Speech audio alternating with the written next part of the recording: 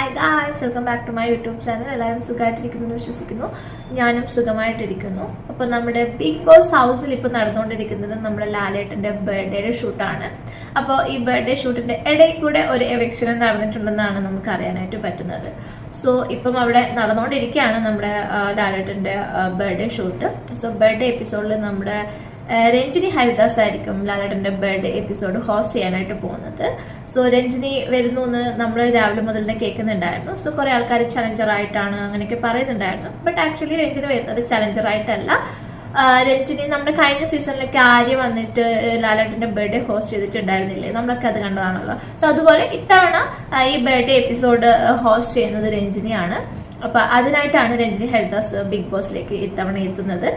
അതുപോലെ തന്നെ നമ്മുടെ ലാലേട്ടൻ്റെ ബർത്ത്ഡേ എപ്പിസോഡിന് ഒരു മികവ് കൂട്ടാനായിട്ട് നമ്മുടെ വിജയ് യേശുദാസിന്റെ കുറച്ച് പാട്ടുകളൊക്കെ ഉണ്ടാവും.